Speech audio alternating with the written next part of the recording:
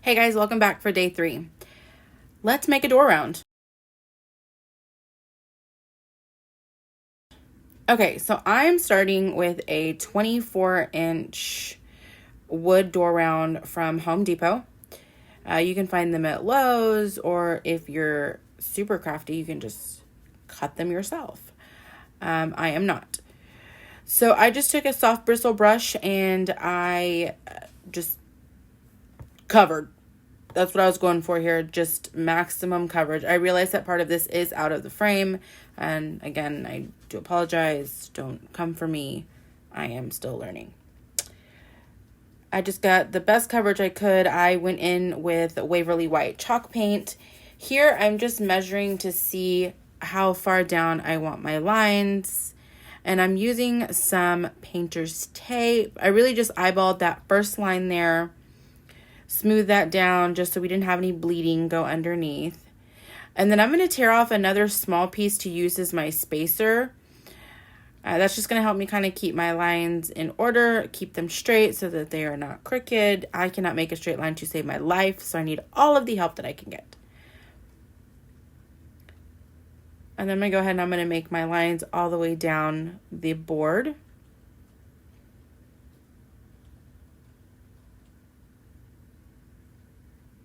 Oh, text message.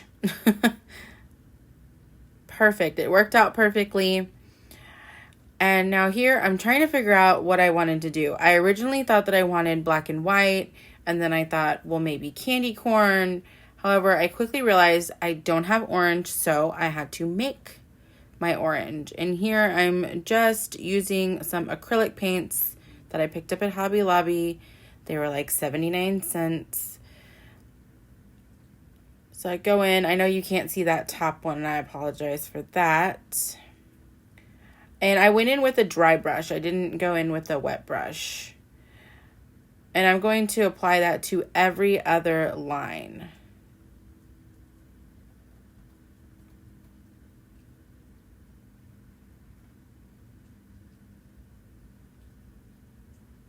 And I just squirt a whole line just to make it easy. And at this moment, I realized that I messed up. Oops. So I just kind of scooped that up and I put it on the other line. And I went down again. Every other line was yellow. And don't come for me. I realized that candy corn colors do not go in this order. So no problem. I had to make my orange. I think I used that whole thing of yellow because I went in pretty generously with that red at first. So less is more, guys. Remember, you can always add, but you can't always take away. So yeah, still wasn't the right orange. There we go. Now we're cooking. Okay.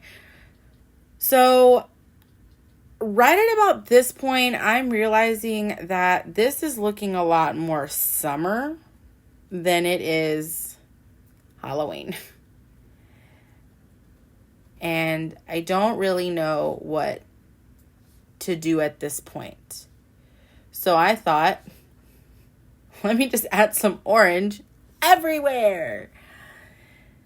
Now, again, with these rounds, you can do whatever colors you want, whatever combination you want. I had even thought about doing like black and white, more like Beetlejuicy, or even just black and white, just to do black and white, maybe do like a spider or something. You can do whatever colors you want in whatever pattern you want. I don't really know what I'm doing here. I feel like I'm just kind of making a mess. Let's put the heat gun to it for I don't know what reason.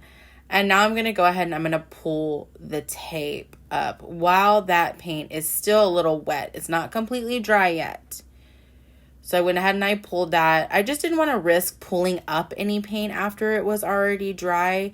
If you trust your paint, you can go ahead and you can leave it. I just would rather pull it whenever it's wet. We didn't have any bleeding, which was amazing. So I pulled that tape up, and then I'm taking a really long time to do this. I apologize, guys.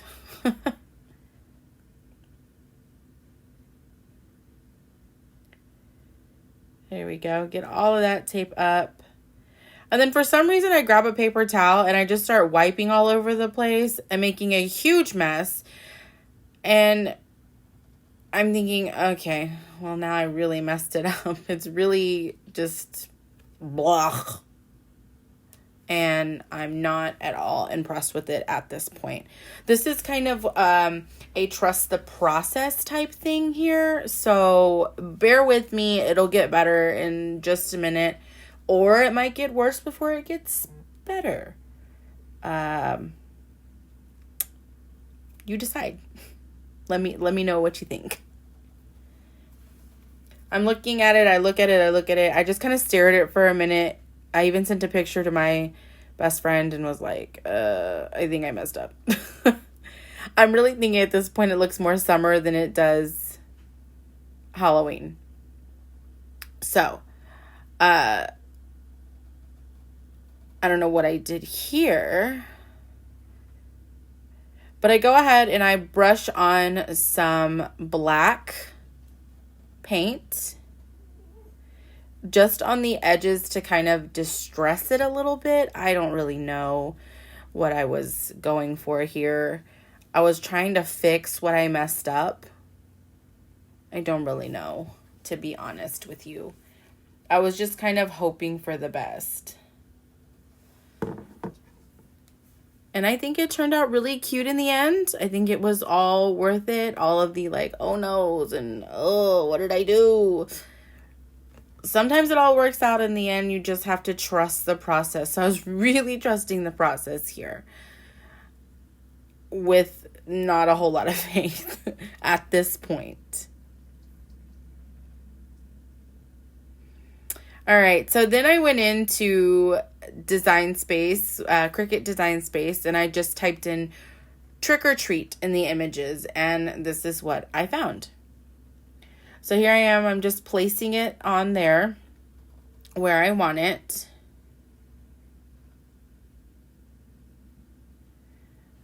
Just kind of seeing where I want to place this. Now I used heat transfer vinyl. This is not regular sticky vinyl. This is heat transfer vinyl. So I'm going to use my little mini press that you see here on the left side of the screen to adhere that. So I was checking my other one just to make sure that everything lined up. And then we are going to go ahead and start pressing the image here in just a minute as that little iron heats up. That little thing gets really hot and it works really well for small projects. So I'm just going to kind of trace the lines and I'm going to really take my time. I sped this up a little bit, but I'm going to really take my time with these. You cannot just give it a once over and then pull up. It will not stick. You have to remember this is not only a wood surface, but it's also painted with acrylic paints. And so you have to take a little more time to get it to stick. It will stick. I promise you, it will stick. I use HTV on a lot of my wood projects. It adheres really well, and I just really like it. So just really, really take your time and just pull back and check those corners. Just make sure that everything is sticking. And you'll see me here in a minute. I'm going to pull up as I run the mini press along the image here. I don't really want to allow this to cool too much. I've noticed that whenever it cools before you can pull it, you have more of a chance or you risk it pulling up. And once you pull on HTV, it does not go back to its original size. Once you pull it, you pull it. So I was able to pull all of that off. I went ahead and I put that protective sheet back down and ran over it again. And that time it stuck really well. So here I'm going to line up the second part and I start to get nervous because I'm like, oh gosh, it's going to stick. And I didn't want to pull up that first design, but and I didn't cut this down because I wanted to protect that top of that candy corn and the top of the lollipop and then the bottom of the letters in trick. I wanted to protect those. I didn't want to run the heat gun on them. The heat press on them. If you run that heat press over with pressure on that HTV or the heat transfer vinyl, you will melt it and it will mess up your design. I've done it a couple times and it's a lot of ugly words and a lot of me being mad at myself for a long time. So I'm doing the same thing here. I'm heating as I pull up. And I don't know if you guys caught that, but that part of that lollipop stick came up. So what I'm going to do here is I'm going to take this and I'm really just going to tap, tap, tap, tap, tap, tap, tap all over the image and just kind of press down with my fingers. So here is the completed one. It's all ready for its hanger. So I'm just going to attach some nautical rope here.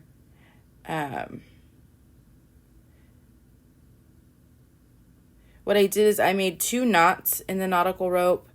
I then went in with the staple gun and then quickly realized that that was not working. So I tried to add a million staples to it. Tried to bang with a hammer, thinking that was going to work too. It did not.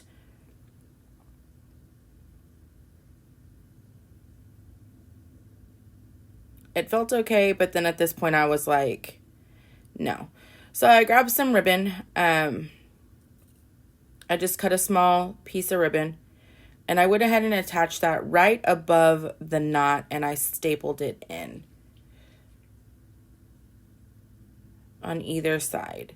Now I did, after I finished this, I am going to take the hammer and I'm going to bang those staples in just because it makes me feel better. I don't really think that it adds anything or adds any sort of, I don't know, security to it not moving. I don't think it's going to move. It should be fine.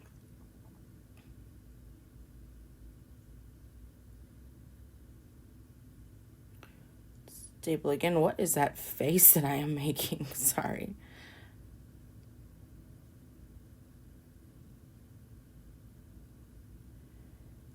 There we go. Hit those again. Just make sure they're in.